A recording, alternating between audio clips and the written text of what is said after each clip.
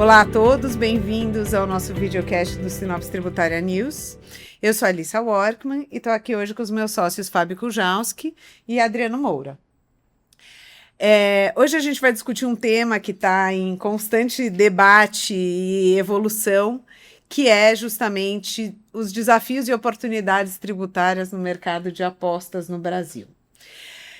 Acho que começando um pouco, eu queria explorar aqui com o Fábio um pouco do contexto que a gente viu, que a gente vê hoje, né, no Brasil com relação às apostas, né? Um mercado recentemente regulado, e queria que você desse um pouco desse contexto, desse histórico desse mercado no Brasil. Claro. Bom, o mercado de apostas, ele nasceu no Brasil de uma forma bastante peculiar, vamos colocar assim, né? O que a gente tinha antes da regulamentação? A gente tinha empresas offshore que já vinham explorando essa atividade a partir do exterior, né? Em 2018 houve a aprovação da lei, ainda no governo Temer, porém, em seguida entrou o governo Bolsonaro que não regulamentou esse setor. Então o que aconteceu? Houve uma lei em 2018, alguns inclusive defendiam que descriminalizou a atividade de exploração de apostas esportivas, por outro lado não se tinha regulamentação que permitiria às empresas de fato buscar uma licença no Brasil. Então isso criou um longo período onde as empresas surfaram uma onda maravilhosa, no sentido de que exploraram o mercado brasileiro, mas não estavam submetidas a nenhuma regra brasileira, não estavam submetidas ao direito brasileiro e muito menos a parte tributária, né? Não pagavam impostos no Brasil também, né? Então, quando chegou a regulamentação, em 2024, a gente teve um primeiro momento onde diversas empresas buscaram suas autorizações. Hoje a gente está falando no Brasil aproximadamente número de 80 empresas autorizadas e alguma coisa em torno de 180 marcas. Lembrando que cada autorização permite a exploração de 3 marcas, estão 180 marcas em atividade hoje no Brasil. Então, é um setor que então nasceu estranho, nasceu diferente dos setores tradicionais e com um desafio imenso. Por quê? Porque se partiu de uma regulamentação que não existia, então um vácuo legislativo. Por quê? Por uma regulamentação das mais rigorosas que a gente tem hoje no mundo todo, o setor de apostas esportivas. Então, a gente vai falar um pouquinho mais sobre isso, mas enfim, hoje os operadores têm que estar conectados com Receita Federal, com COAF, com a SPA, né? Hoje se controla tudo. Quem aposta, quanto aposta, qual foi o prêmio que foi pago, qual foi a entidade, a instituição financeira que processou os pagamentos. Então há um controle e um rigor absurdo que obviamente traz para as empresas um ônus regulatório, vamos colocar assim, imenso, e que elas não estavam acostumadas, né?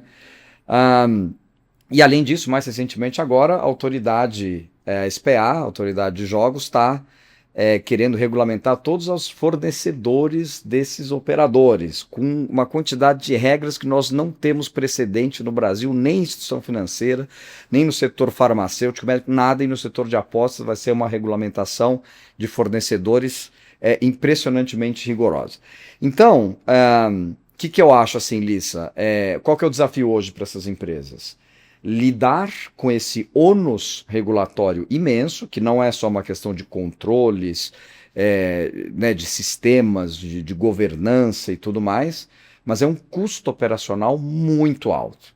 E aí, além disso, a gente tem a questão tributária. Então, esse é o grande desafio. Aí passo para você começar a explicar para a gente, e o Adriano também, qual que é o cenário tributário que essas empresas estão enfrentando hoje? Quais são os desafios nesse segmento que você poderia identificar aqui para o setor?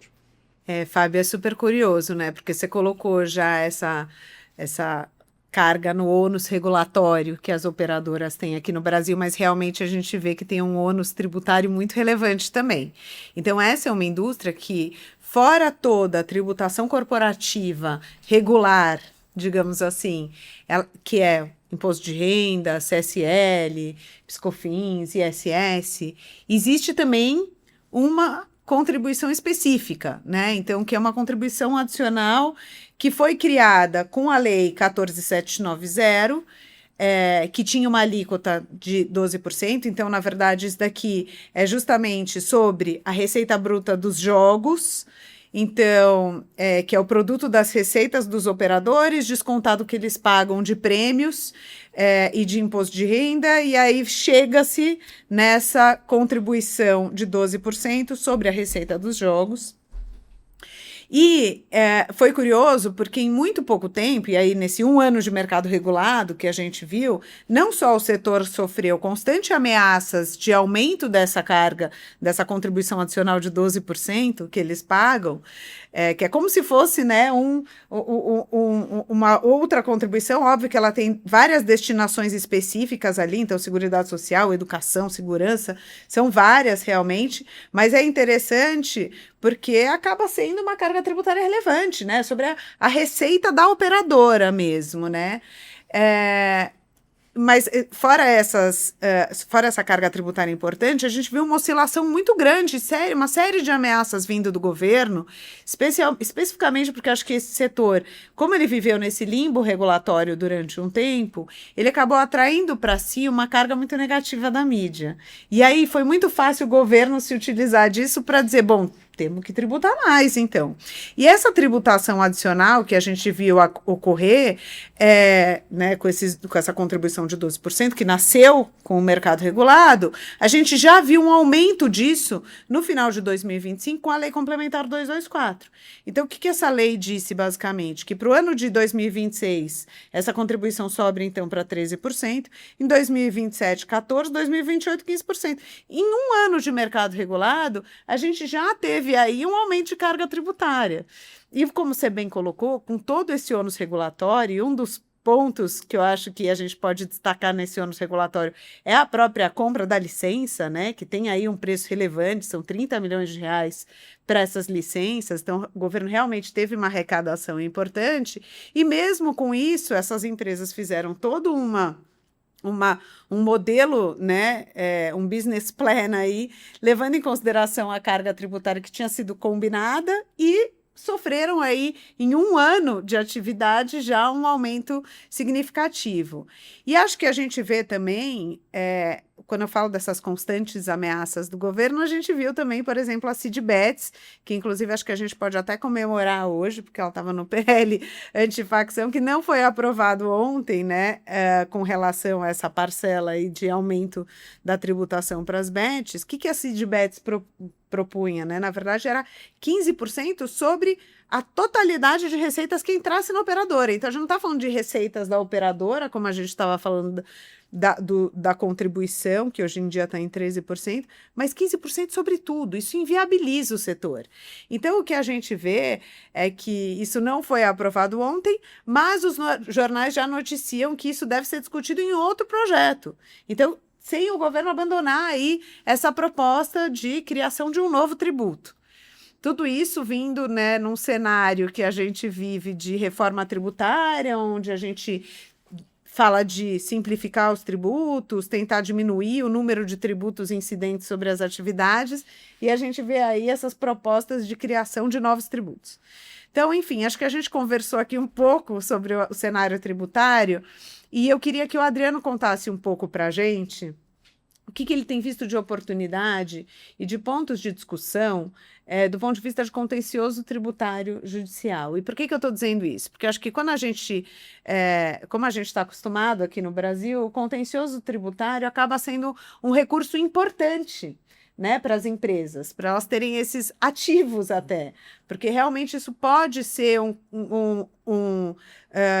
diferencial competitivo, ou mesmo pode ser algo que se transforme num ativo relevante para a empresa no longo prazo. Então, a gente está falando de um mercado que chegou agora aqui no Brasil e que realmente não tem essa expertise com contencioso tributário judicial brasileiro. Então, acho que é super importante a gente colocar um pouco o que você vê de oportunidades para esse setor de apostas. Perfeito, Lisa. Eu acho que sua introdução toca bem no ponto central aqui das discussões que a gente está vendo. Eu acho que a gente observa uma legislação que ela já nasce complexa. Ela já nasce complexa ao ponto da gente já ter na partida uma dificuldade até para definir que bicho é esse, que contribuição é essa que a gente está tratando, para todo mundo ficar na mesma página, né? Então a gente tem aqui na Constituição diversos tipos de tributos cada qual tem as suas limitações, tem suas hipóteses de incidência, etc.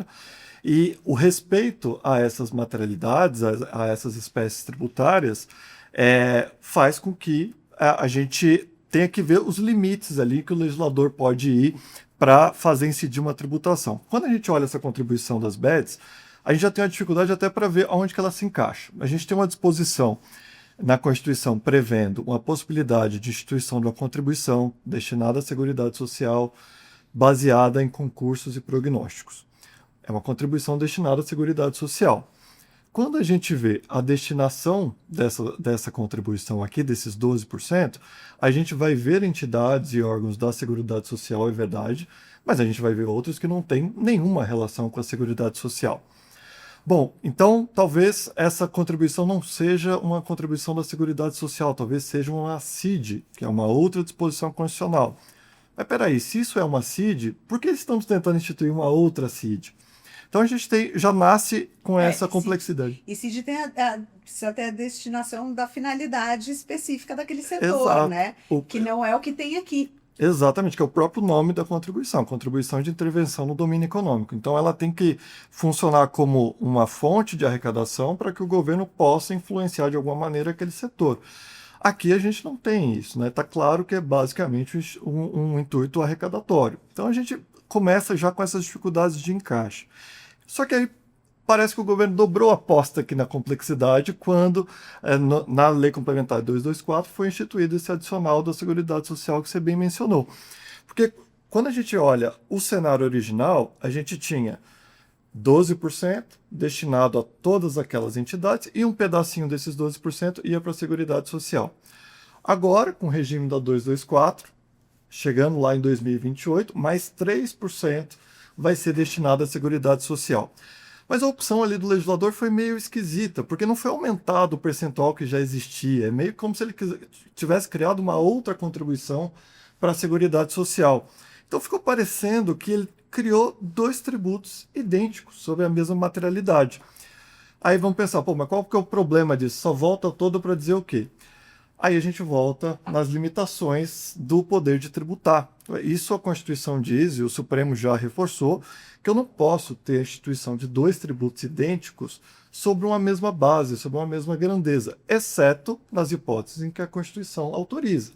A gente tem um exemplo muito claro desse, que é o PIS e a COFINS. São tributos idênticos, são gêmeos, mas tem autorização constitucional para ter as duas incidências. Aqui, ao nosso sentir, não nos parece haver essa dupla autorização, até porque a gente já tem dúvida na primeira autorização, quanto mais para duas. Então, essa questão do bis in idem aqui já é um tema que chama atenção logo de largada. Boa. Agora a gente pode falar um pouco sobre a taxa de fiscalização, que eu acho que esse é o tema que mais me chama a atenção quando a gente fala de contencioso tributário para o setor de apostas. Perfeito. Bom, a taxa de fiscalização, a mesma lei que regulou o setor, trouxe essa contribuição, também instituiu essa taxa. É uma taxa instituída com base no poder de polícia. O que é isso?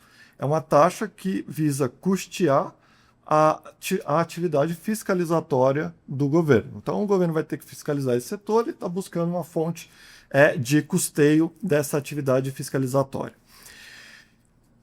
Isso conecta com a minha primeira provocação aqui, que é o seguinte: diversas espécies de tributo têm suas próprias limitações. A contribuição tem uma, a taxa tem outra. Então, por que eu estou falando isso? A base de cálculo aqui que foi utilizada para se medir qual que seria a taxa aplicável a cada uma das BETs, ela vai ser modulada de acordo com o volume do GGR das BETs. Só que o GGR também é justamente a base de cálculo dos outros tributos, por exemplo, imposto de renda, a partir daí o ISS. E só vou te interromper para falar que GGR é o Gross Gaming Revenues, tá? Que é a receita da operadora, que é justamente aquela primeira incidência das contribuições. Perfeito. Então, quando a gente pega, por exemplo, a base de cálculo da taxa e a do ISS, por exemplo, que é um imposto municipal, eles vão incidir exatamente sobre essa mesma base. E a Constituição diz: taxa não pode ter base de cálculo de imposto. Então, essa acumulação ela não pode acontecer. Aqui a gente está diante de uma vedação que nos parece clara na Constituição Federal. Mas não é só. A gradação ali que foi feita na legislação para dimensionar o valor da taxa, foi criada uma tabelinha que, com maior fosse ali o valor das operações das bets, maior seria o valor da taxa. Só que vamos lembrar, essa taxa ela foi instituída para custear a fiscalização, a atividade fiscalizatória do governo. Isso quer dizer que o aumento da receita da BET não necessariamente significa que o governo vai ter um trabalho de fiscalização maior. Talvez uma dinâmica diferente fosse, por exemplo, eu aumentar a taxa em função da quantidade de apostas, por exemplo, ou qualquer outra grandeza que pudesse ter uma métrica mais próxima ao trabalho, ao serviço de fiscalização que o governo vai fazer. Aqui a gente não tem.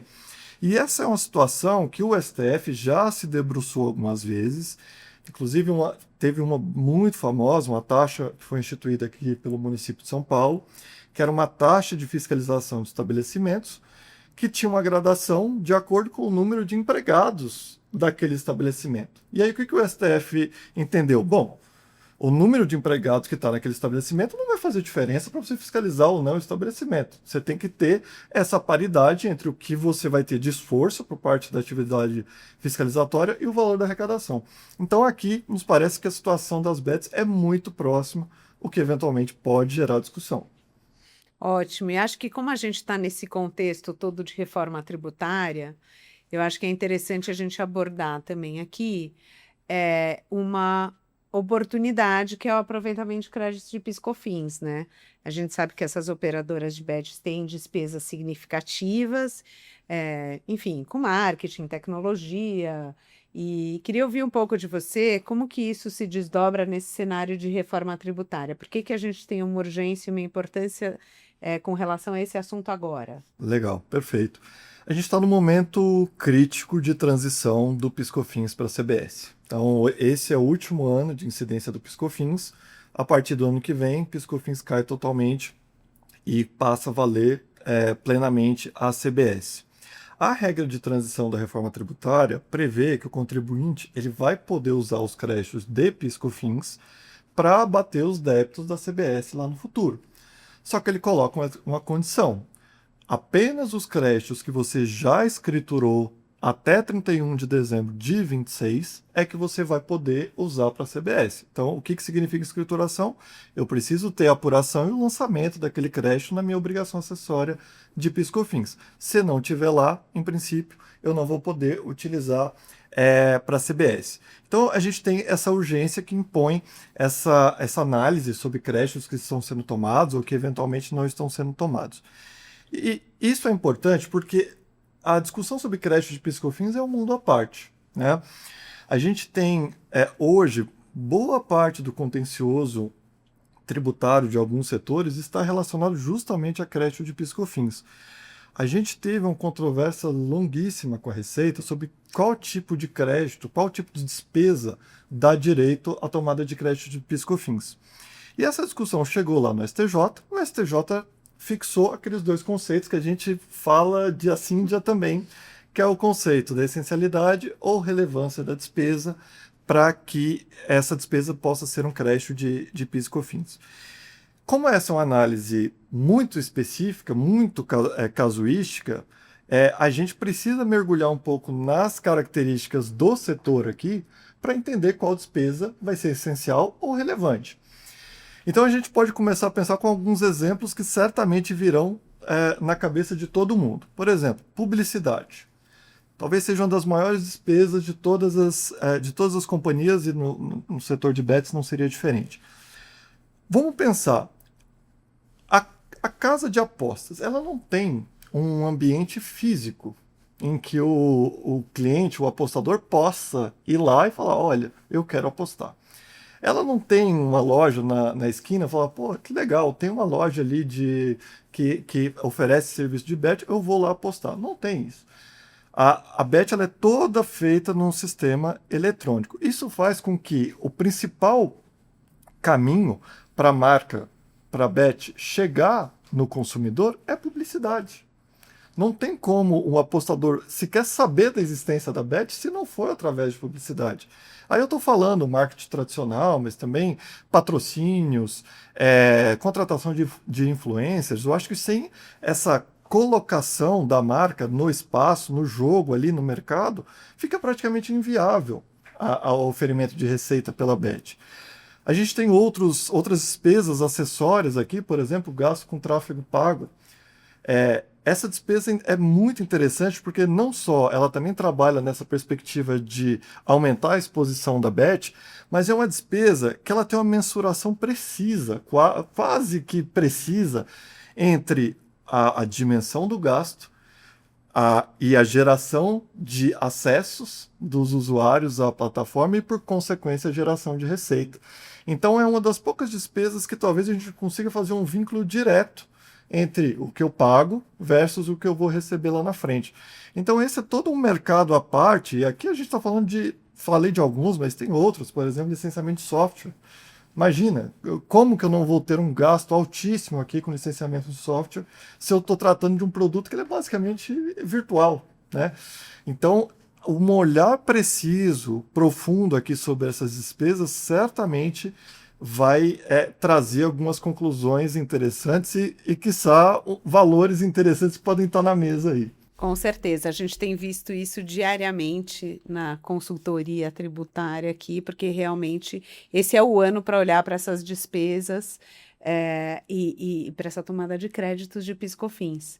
E é interessante como a gente vê como o universo tributário e regulatório se encontram nesse mundo de bets, porque justamente o Adriano estava dando todos esses exemplos, que tem como base justamente o fato de que regulatoriamente, essas apostas não podem ser feitas fisicamente, né? O que a gente tem hoje é justamente apostas esportivas e jogos online. Então, eu acho que é interessante porque a gente vê como o regulatório, né, acaba influenciando essa análise de créditos tributários e, ao mesmo tempo, o universo tributário afetando também esse universo regulatório, uma vez que a gente vê como isso impacta o setor. E aí eu queria passar para você, Fábio, para você falar um pouco das suas impressões de como todas essas medidas tributárias vêm impactando o setor de apostas no Brasil. Bom, o que eu acho que está faltando hoje no Brasil, mas especialmente no setor de apostas, é segurança jurídica, né? Então, Alissa, você comentou, né? Desde o começo a gente tem um marco regulatório novo, recente, que no dia seguinte da sua promulgação já começou a ser objeto de alterações tributárias, novas obrigações regulatórias, sem que a gente tenha testado o sistema regulatório existente, que é extremamente amplo, extremamente complexo, como a gente falou, né? E essa sanha arrecadatória que a gente está vendo no Brasil, ela tem um efeito colateral extremamente danoso. E eu acho que o governo não está percebendo isso. Então, para quem não sabe, hoje, praticamente, é uníssono no mercado que 50% do mercado, do volume de apostas no Brasil, é feito em sites irregulares. Esse é um problema histórico, não é um problema só do Brasil, mas talvez desta magnitude, talvez o Brasil seja um dos campeões aí do ponto de vista de volume de transações feitas em sites irregulares. E quem são esses sites irregulares? São sites que não têm KYC, não tem compliance, não tem política de jogo responsável, não sabe se quem está jogando é criança, adolescente, não tem controle nenhum a respeito dessas coisas todas, né? Não, obviamente não segue o Código de Defesa do Consumidor, não estão no Brasil, não tem para quem reclamar se tiver algum problema no site, alguma fraude, etc. e tal. E esse mercado hoje representa 50% de todo o volume das apostas esportivas e jogos online no Brasil. Então, qual que é o problema? Qual que é o paradoxo que a gente vê? 80 empresas confiaram no Brasil, muitas delas já operavam antes da regulamentação, se constituíram no Brasil, tiveram que contratar diretores estatutários obrigatórios, além de pagar a licença, Lisa, que você comentou, que é uma das licenças mais caras do mundo, por um período de 5 anos de operação, daqui a 5 anos provavelmente vai ter que pagar novamente um outro valor pela autorização. Então, assim, todas as questões de compliance, certificação de plataformas, que no Brasil ainda é um entrave, um problema seríssimo operacional, certificação dos jogos que estão lá dentro. Então, assim, e além de toda essa complexidade regulatória, essa o que a gente chama de sanha arrecadatória, que a nosso ver o que vai fazer e já está fazendo. A gente sabe que talvez nem todos os operadores que hoje estão aí vão continuar no Brasil operando no mercado legal. Então há um risco, primeiro, de que parte desses operadores não consigam suportar esses custos regulatórios e tributários e que passem a operar no mercado paralelo, que é tudo que o governo brasileiro deveria evitar. Então, ao invés de criar novos impostos, aumento de alíquota, toda essa iniciativa que a gente está vendo aqui do governo brasileiro, demonizando as empresas que confiaram no Brasil e que decidiram se constituir aqui e jogar de acordo com as regras do jogo. Então, ao invés de você proteger esse mercado para essas empresas, o que o governo está fazendo é o contrário. O governo está forçando essas empresas, porque muitas delas não vão conseguir continuar a operar, vão para o mercado paralelo, onde o governo não arrecada nada. Zero. Ou então talvez um IOF, né? É isso? Para mandar o dinheiro para fora. Então, assim, esse para mim é o grande problema. Né? Acho que esse para mim é o grande paradoxo que a gente vê do Congresso. Obviamente que a gente está, né, em 2026, no ano eleitoral, então todas as pautas contrárias ao setor de aposta ganham voz, né? Mas é uma iniciativa que a gente já vem observando nos anos anteriores. Então, acho ruim, acho complexo, acho negativo para o erário, acho negativo para a sociedade. Né? Hoje você pega, por exemplo, as odds, né, que são quanto que as plataformas pagam se você tiver um prognóstico acertado. Né? Há quem diga que as odds das empresas de aposta irregulares tem uma vantagem competitiva, porque obviamente não tem esses custos todos que a gente está falando aqui, não tem custo tributário, não tem custo regulatório. Então o usuário desavisado pode falar, bom, então é melhor jogar nessa empresa irregular, porque eu posso ganhar mais com a mesma aposta que eu faria numa empresa regular, e todos perdem. Perde o consumidor, porque obviamente pode estar operando numa casa sem controle algum, que pode ter fraude, a gente não sabe como esses dados pessoais estão sendo usados, quer dizer, sem controle algum, né? O governo brasileiro perde, porque aí perde uma tributação que, se fosse razoável, não levaria a essas situações como a gente vem acompanhando, e perde o regulador, que no final das contas acaba tendo um número menor de empresas, uma dificuldade de tornar o setor de fato atrativo no longo prazo e que não seja um voo de galinha, de que daqui a poucos anos a gente pode ter um número muito pequeno. E aí, se o mercado que hoje é 50% regular, talvez daqui a 2, 3 anos, esse percentual seja ainda maior para o mercado irregular. E é isso que eu acho que essa conta o governo não está fazendo.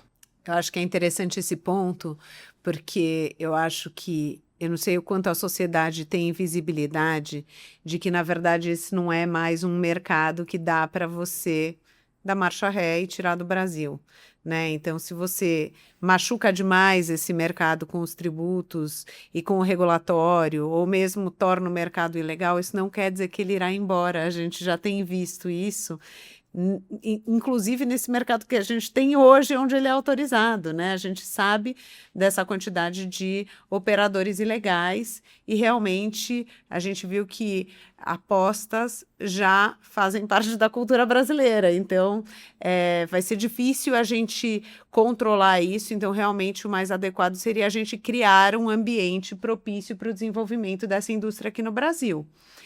E quando a gente fala em criar um ambiente propício, eu queria chamar a atenção para as frentes de advocacy, né? Eu acho que é um mercado muito novo, que realmente atingiu um patamar regulatório impressionante num período muito curto de tempo. Então, hoje a gente, como o Fábio bem mencionou, a gente tem um mercado regulado no mesmo contexto que a gente vê em outros mercados, né, ao redor do mundo que já são regulados há muito mais tempo, então a gente vê as mesmas discussões lá. Mas, ao mesmo tempo, a gente vê realmente essas ameaças constantes com relação à tributação, e isso é importante do mercado tomar esse cuidado e fazer essas iniciativas de advocacy e realmente se posicionar. Então, a gente viu recentemente uma discussão com relação à tributação retroativa, que era completamente legal, mas foi uma ameaça posta pelo governo e noticiada em diversos sites de notícias. E agora a gente tem essa tentativa de instituição da CID-BETS, que realmente, como eu falei, não seria sobre a receita da operadora, mas sobre a receita total que lá passa, então isso realmente inviabiliza o setor. E a gente vê agora também uma discussão que a gente sabe que está por chegar, que é a alíquota do imposto seletivo. Na reforma tributária, a gente tem o imposto seletivo que foi criado, que é o imposto do pecado, ou sin tax, que é justamente utilizado para tributar atividades que, de alguma forma, querem ser reprimidas ou repreendidas pela sociedade, e apostas é um desses mercados sujeitos ao imposto seletivo. Qual é a alíquota do imposto seletivo? Não sabemos ainda. E o não saber ainda realmente gera uma insegurança muito grande sobre o setor e pede a organização desse setor para discutir, junto ao governo e sociedade, qual que deveria ser essa alíquota. Porque a gente está falando, então, de uma carga tributária composta pelos impostos corporativos, que nem eu já mencionei, imposto de renda, CSL, o ISS e PiscoFins, que serão substituídos por IBS e CBS na reforma tributária, continuam incidindo sobre essa atividade. A contribuição, né, que a gente já comentou aqui, do GGR, que atualmente está em 13%, continua existindo. E a gente vai ter o imposto seletivo também, fora o imposto de renda sobre os prêmios, que aí já é outra discussão. Então, quanto vai ser esse imposto seletivo? Acho super importante a gente prestar atenção nisso, e eu queria que você falasse um pouco, Fábio, de como que você vê esses esforços de advocacy por essa indústria e como que a gente pode ajudar realmente nesse movimento. Lissa, eu acho que um ponto importante e que eu acho que o setor ainda pode avançar mais é você ter uma coesão maior entre os operadores e uma coordenação melhor nesses esforços de advocacy em Brasília, tá? Eu acho que há associações hoje importantes do nosso segmento, mas talvez acho que falte, na minha visão, uma coordenação melhor do ponto de vista de como interagir com o governo, com o Congresso Nacional, nesses temas que são tão importantes para o setor de apostas. Acho que para além das questões tributárias, que obviamente a reforma só vai trazer mais complexidade, mais ônus fiscal e talvez, como você falou, talvez inviabilize completamente o segmento da forma como a gente está vendo hoje, que parecem que as margens são enormes dessas empresas, mas na verdade não é verdade, as margens são pequenas, né? E obviamente que esse é um trabalho que precisa ser feito de maneira muito consistente, efetiva, trabalho de formiguinha, mas de todos os dias. Eu acho que isso é absolutamente importante. Eu acho que para além da questão fiscal, tem um outro ponto que também o Adriano comentou, né, falando da questão da publicidade, né, de as empresas que não têm uma lojinha na rua, como é que o usuário é levado a essas casas de aposta, né? É essencialmente pela propaganda, pelos patrocínios, pela publicidade, né? E há uma série de projetos de lei no Congresso Nacional que querem, alguns deles inclusive bastante radicais, que querem vedar completamente qualquer atividade de propaganda desse segmento. E veja, é justamente a propaganda que distingue os operadores licenciados dos não licenciados, porque pela regulamentação atual, só os licenciados podem fazer propaganda, né? E, inclusive, foi aprovado em dezembro de 2025 a Lei Complementar 225, que instituiu responsabilidade solidária para os meios de pagamento e para as empresas que as empresas de pagamento que processarem transações de casas de apostas não autorizadas, né? E para as empresas que eventualmente divulguem a marca de empresas não licenciadas, também tem uma responsabilidade tributária, imagina, por conta de terem, de alguma maneira, feito propaganda de empresas não licenciadas. Depois a Lisa pode comentar um pouquinho a respeito desse aspecto, que vai ser legal também ouvi-la, mas veja, o meu ponto anterior, que ele diz o seguinte, veja, a gente não pode matar um elemento que faz com que a população consiga distinguir justamente os operadores legais, o que estão no Brasil, o que tem QIC, o que cumpre as regras da SPA, que tem controles da Receita Federal, de COAF, política de jogo responsável. Quer dizer, você, ao proibir a propaganda, você coloca absolutamente todos os operadores no mesmo limbo, os legais e os ilegais. Então, de novo, um desacerto enorme. Espero que o setor consiga se organizar para realmente combater esses projetos de lei de maneira muito efetiva, porque realmente, a prevalecer alguns deles com essas restrições mais agressivas, vamos colocar assim, o mercado vai ficando cada vez mais difícil para os operadores legalizados, né? Lisa, quer comentar um pouquinho dessa novidade de 2025, a Lei Complementar de Responsabilidade Solidária Tributária? Realmente, a gente viu essa responsabilidade tributária, né, com relação às instituições financeiras e às pessoas físicas ou jurídicas que divulgarem publicidade ou propaganda de operadores ilegais. O que é super questionável com relação a esse dispositivo é como que você cria uma responsabilidade solidária com os contribuintes pelos tributos incidentes sobre a exploração de apostas aqui no Brasil, se a gente está falando de um mercado ilegal. Então, a dúvida é, você vai cobrar solidariamente das instituições financeiras e das pessoas jurídicas que promoverem operadoras ilegais aqui no Brasil, o que exatamente? Imposto de renda, CSL, PiscoFins, ISS, contribuições sobre o GGR, que deveriam ser pagas por operadores ilegais que nem no Brasil estão. Então, assim, existe realmente uma incerteza e uma falta de clareza nesse texto que foi colocado, que também traz uma insegurança jurídica enorme. Não só agora para os operadores, mas também para todo o mercado que cerca os operadores, né? Então, as instituições financeiras ou as próprias pessoas jurídicas que fazem de alguma forma, publicidade, de estarem sujeitas a uma contingência que elas não têm como precisar qual que vai ser o tamanho, nem qual vai ser o tributo. Então, realmente, a gente vê essa necessidade urgente, né, com relação a mais clareza, a mais segurança jurídica para esse setor. É realmente um setor que, gostando ou não gostando, ele é um setor regulado atualmente no Brasil, ele tem regras próprias, ele tem um sistema tributário próprio, ele tem um sistema regulatório robusto e ele visa realmente desenvolver uma nova atividade aqui no país que é melhor que seja regulada e controlada por todos esses fatores que o Fábio colocou, do que a gente realmente viver nesse mundo onde nada é supervisionado pelas autoridades brasileiras. Bom, dito isso, acho que ficou super claro aqui como o nosso... essa nossa visão multipráticas aqui, né, do tributário com o regulatório é super importante para entender esse conceito atual de como que está o contexto das operadoras de apostas aqui no Brasil, do segmento como um todo, dos prestadores de serviço, né, dos operadores aqui no Brasil. Então, eu queria realmente agradecer ao Adriano, ao Fábio, foi muito legal esse papo, e é isso, espero que vocês tenham gostado.